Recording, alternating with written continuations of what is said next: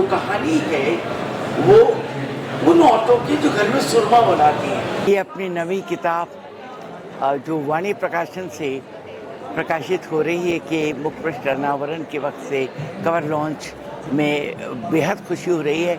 नाम है इसका बेगम बानो और खातून।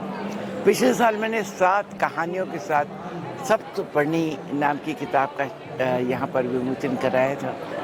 अब की बार 7 नाटक हैं और 7 नाटक मुस्लिम औरतों पर आधारित हैं। वो औरतें जिन्हें मैंने अपनी ज़िंदगी में बहुत पास से देखा, जो बहुत अच्छी हैं। और सामने सामने हमने 2 छोटे छोटे अंक लेकर के नाटक का मंचन किया और अच्छे पैनल से बात की।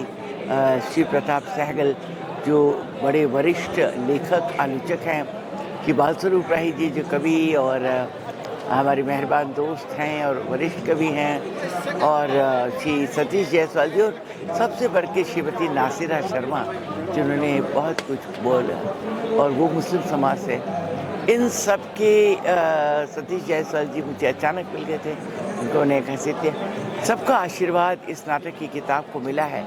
मुझे उम्मीद है सब नाटक लोगों के दिलों में उतरेंगे। मार्च में इनका मंचन है, उससे पहले किताब मार्केट में होगी।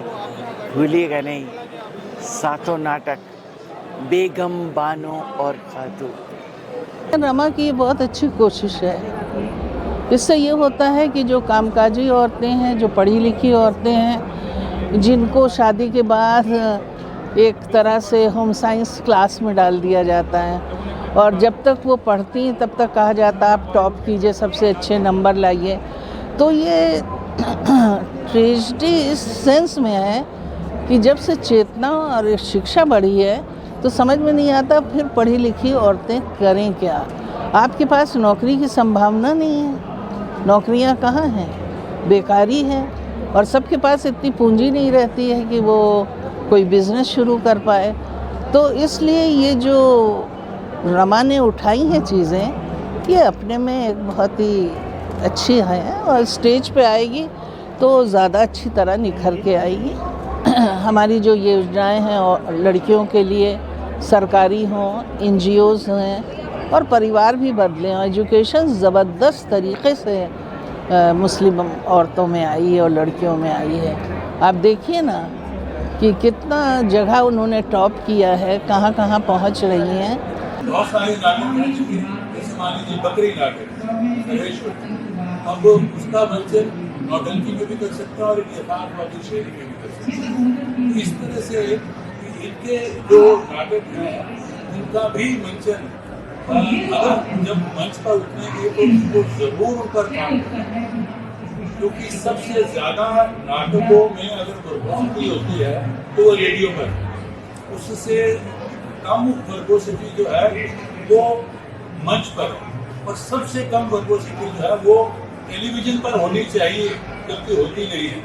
कि हम पर दुख का पर्वत टूटा तब हमने 2-4 कहे, हम पर दुख का पर्वत टूटा तब हमने 2-4 कहे, उस पर भला क्या बीती होगी जिसने शेर 1000 कहे। अगर कोई व्यक्ति 1000 शेर कह देता है तो मैं उसका मुंह देखता रह जाता हूँ, क्योंकि शेर तो दिल से निकलता है।